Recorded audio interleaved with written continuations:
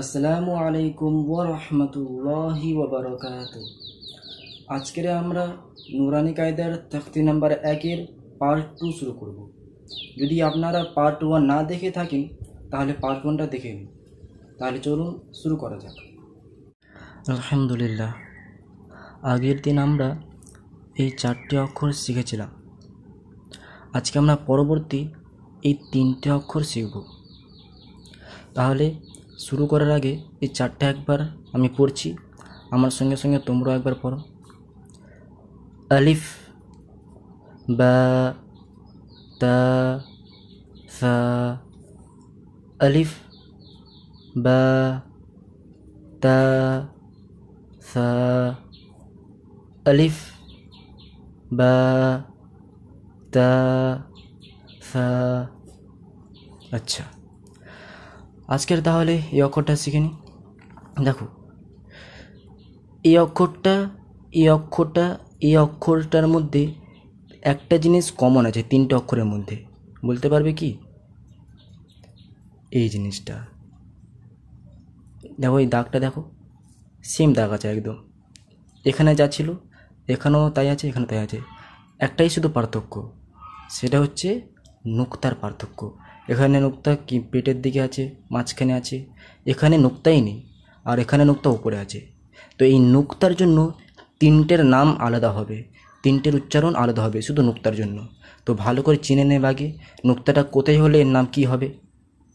বুঝতে পারলে? তাহলে দেখো, এই চিহ্নটা ভালো করে আগে চিহ্নটা চেনো কেমন করে।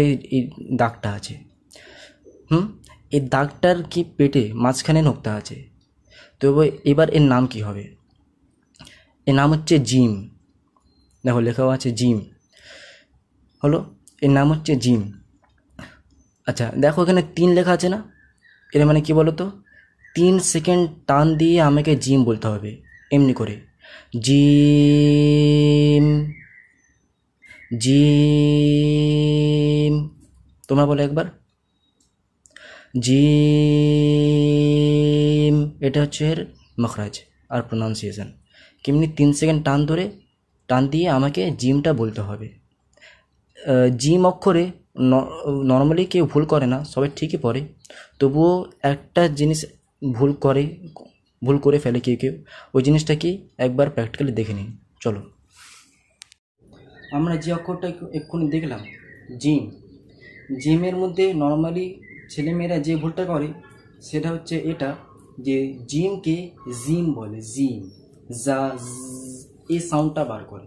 তো এই সাউন্ডটা বার করলে পুরোপুরি অক্ষরটা পাল্টে যাবে, পুরোপুরি ভুল হয়ে যাবে। ঠিক আছে?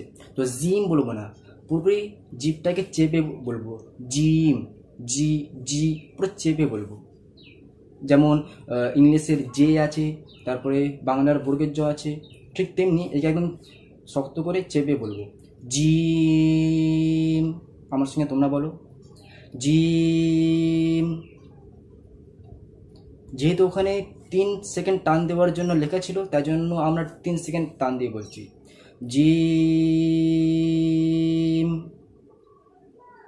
জিম। পুরো জিভটাকে চেপে, জি, পুরো চেপে বলবে। জিম কখনো বলবে না। যদি কখনো জিম বলে নাও, ভাববে এটা ভুল বলেছি আমি, ফের ঠিক করে বলতে হবে। তো কি বলবে? জিম, হলো। পরবর্তী মাখরাজ হচ্ছে এটা তো জিম শিখে ফেললাম। এখানে দেখো পার্থক্যটা কি বলো তো? এখানে নুক্তা পেটে আছে, এই সেম ডিজাইন, শুধু কি নুক্তাটা নেই। তাহলে এর নাম কি? এর নাম হচ্ছে হা। এর নাম হচ্ছে হা। আগে ভালো করে চিনে নাও কেমনি দেখতে আছে, তারপরে এর মাখরাজের প্র্যাকটিস করবো আমরা। চিনে নিয়েছো যে এখানে নোক্তাই নেই, এখানে নোক্তা ছিল তাও পেটে, তাই জন্য জিম বলেছিলাম, এখানে নোক্তাই নেই। এবার এর মাখরাজটা কেমন একবার প্র্যাকটিস করে নিই, চলো। এবার মাখরাজটা হচ্ছে হা। যে ভুলটা অনেক বড় ভুল, যে ভুলটা একবারে কেউ পারে না। নর্মালি 95% যত স্টুডেন্ট আছে তারা একবারে 1-2 দিন এটা শিখতে পারে না, এই হা উচ্চারণটা। কেন? যখন আমরা বলি হা, তো হা বলি না, আমরা বলি হা। দুটো সাউন্ডের মধ্যে আগে পার্থক্য বুঝে নিন, তারপরে প্র্যাকটিস করব। আগে পার্থক্য বুঝুন কী আছে। প্রথমটা হচ্ছে হা, যেটা আমরা সবাই বলি হা, কিন্তু এটা হা নয়, এটা হচ্ছে হা। হা সাউন্ডটা শুনছেন? আমি কী করতে বার করছি বলুন তো?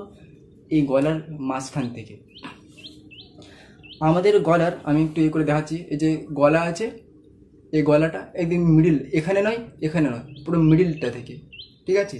তো এই জায়গাটা পুরো প্রেস, এই জায়গাটা আমি দেখিয়ে দিচ্ছি একবার, ভালো করে দেখেন কোন জায়গা থেকে। এই জায়গাটা আমাদের প্রেসার দিতে হবে, তারপরে বার করতে পারবো। এবার সাধারণ কথা, প্রথমবারে কেউ প্রেসার দিতে পারে না, তাই জন্য যখন প্র্যাকটিস করবেন এইভাবে প্র্যাকটিস করবেন।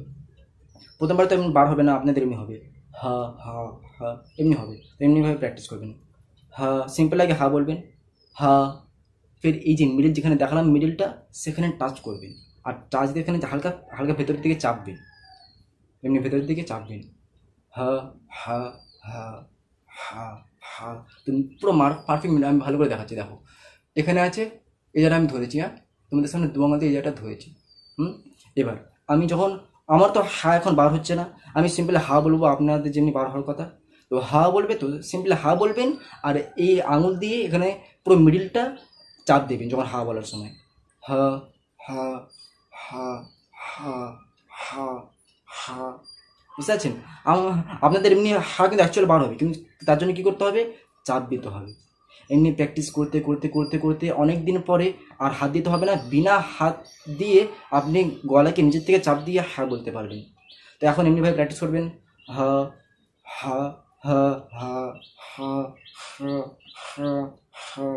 দেখুন কী হচ্ছে, আমি অ্যাকচুয়ালি ভেতরের দিকে ঠেলছি না, আমি হালকা এই জায়গাটা ধরে, তো হালকা উপরের দিকে এমনি ভালো করে দেখো, আমি এমনি ভেতরের দিকে ঠেলছি না, উপরের দিকে হালকা চাপছি আমি। হা হা হা হা, এইভাবে প্র্যাকটিস করতে হবে, বুঝে গেল? শোনো, কেউ যতই কারি হোক, যত হোক, ম্যাক্সিমাম যত কারি আছে ইন্ডিয়ার, কেউ একদিনে পারেনি। কোনো কারি 10 দিন লেগেছে, 10 দিন টানা এইভাবে প্র্যাকটিস করেছে, বার হয় না।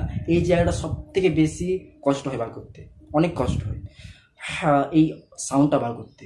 কিন্তু যদি একবার চলে আসবে, সারা জীবন আপনার সঙ্গে থাকবে, এ হারার জীবনে যাবে না, যতই বড় হয়ে যাবে, বুঝতে পারলেন?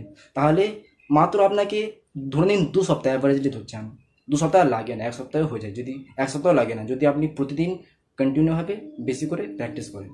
তো এটা এমনি নয় যে প্র্যাকটিস করার জন্য সবসময় বই বার করতে হবে, একদম নয়। বিনা বই বার করে ধরে নিন আপনি বসে আছেন, তাহলে তখন এমনি প্র্যাকটিস করতে পারেন। হা হা হা হা হা হা হা, আমি দেখো, আমি উপরের দিকে ঠেলছি, ভেতর দিকে ঠেলছি, কিন্তু হালকা উপরের দিকে। হা হা হা, কদিন করতে, 1-2 দিনের পর এমনি হবে। হা হা হা হা হা, হালকা 1-2 দিন পর এমনি আপনার আস্তে আস্তে শুরু করবে। তারপরে এটা হচ্ছে হা, এমনি হালকা হালকা কষ্ট হবে, কদিন করতে করতে করতে করতে আর একদম কষ্ট হবে না, হা এমনি হবে। ইভেন যদি কেউ আপনাকে ডাকবে, তো শোনো তুমি বলে হ্যাঁ আসছি, তো অটোমেটিক্যালি হ্যাঁ, এটা হ্যাঁ হ্যাঁ হ্যাঁ, এই সাউন্ডটা বার হবে, বুঝতে পারলেন? তাহলে এটার জন্য খুব বেশি প্র্যাকটিস দরকার, কারণ আপনি এখন কি শিখতে যাচ্ছেন এটাকে সবসময় মাথায় রাখবেন। আপনি এখন শিখতে যাচ্ছেন কোরআন। কোরআন হচ্ছে পৃথিবীর সব থেকে শ্রেষ্ঠ বই। যদি কেউ জিজ্ঞাসা করে পৃথিবীর সবথেকে শ্রেষ্ঠ বই কি, যে বইয়ের উপরে কোনো বই নেই, তাহলে সেটা কি? সেটা হচ্ছে কোরআন। আর সাধারণ ব্যাপার, পৃথিবীর সব থেকে শ্রেষ্ঠ বই শিখতে যাচ্ছি, তো কষ্ট হবে না এমনি কোনো ব্যাপার নেই, কষ্ট হবে, কষ্ট করতে হবে, ম্যান্ডেটরি, বাধ্যতামূলক আমাদের জন্য। তাই জন্য একটু কষ্ট করবেন, তারপরে দেখবেন যখন আপনি সুন্দরভাবে কোরআন পড়তে লাগছেন, তখন আপনি নিজে ভাববেন ভাগ্যিস আমি কষ্ট করেছিলাম, বুঝতে পারলেন? তো নিজে ভাববেন এই কথাটা।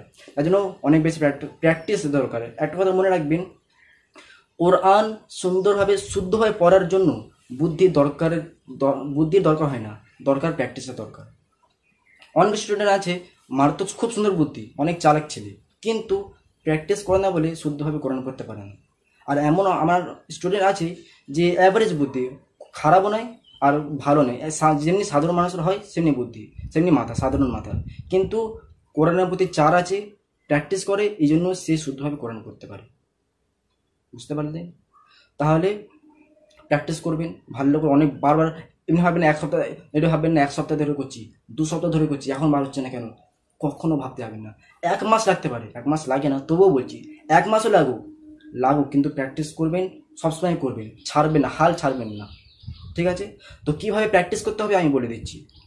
এখানে চাপ দেবেন, হা হা হা হা হা হা হা হা হা হা, এইভাবে। তারপরে কদিন পরে, 1 সপ্তাহ পরে এমনি হতে পারে, হা হা হা হা, বিনা এতে বিনা কষ্টে বাড়তে পারে। আশা করলাম আপনি বুঝতে পেরে গেলেন। এবার নেক্সট অক্ষরে যাই। এবার আসছে আমাদের তৃতীয় অক্ষর খ। দেখো, নুক্তাটা উপরে আছে, তাই না? তাই জন্য কি খ বলছি, তাই জন্য নুক্তার চিহ্ন আছে, নুক্তার চিহ্নটাই মেন।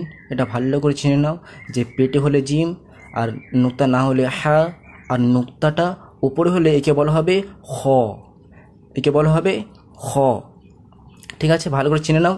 তারপরে এবার আমরা এর মাস্ক করব। এই চিহ্নটা কেন দিয়েছে জানো? মাস্ক করার সময়, প্র্যাকটিস করার সময় আমি বলে দেবো যে চিহ্নটা কেন দিয়েছে। আপাততর জন্য এটা ভালো করে চিনে নাও। হলো, চলো এবার এর প্র্যাকটিসটা করে নিই ভালো করে। এবার খ অক্ষর। খ অক্ষরের মাখরাজটা কি ভালো করে বুঝবেন। শুধু আমরা যে পড়ি না বাংলায় ক খ খ বলি, তো এটা সেই খ নয়, এটা ভালো করে মাইন্ডে বসে নিন, এটা সেই খ নয়। কেন নয়? কারণ আমরা খটা মুখ থেকে বলি, খ মুখ থেকে বলি, কিন্তু এটা মুখ থেকে নয়। এই যে আমরা আরবিতে শিখছি, এটা গলা থেকে বলা হয়। কী করে? শুনুন, আপনি যখন আয়নার সামনে যাবেন, গিয়ে একটা বড় হা করবে, করে হা করবেন, দেখবেন একটা জিনিস এখানে ঝোলে না, একদম ভিতরে একটা জিনিস ঝোলে এখানে, একটা বড় করবেন, দেখবেন একটা জিনিস এই জায়গাটা ভেতরে একটা জিনিস ঝোলে দেখবেন।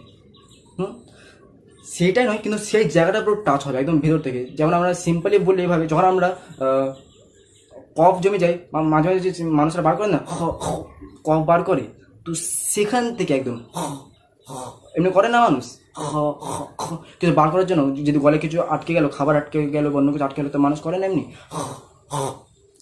সেখান থেকে পারফেক্ট, সেখান থেকে বার হবে খ। দেখুন পুরো আমি সেখান থেকে একদম ভেতর থেকে, যেখানে একটা দিন ঝোলে বললাম সেখানে আছাবে খ। আমার জিপটা দেখুন, জিপটা কোথায় একদম যাচ্ছে, খ খ খ খ, একদম সেখান থেকে হবে খ।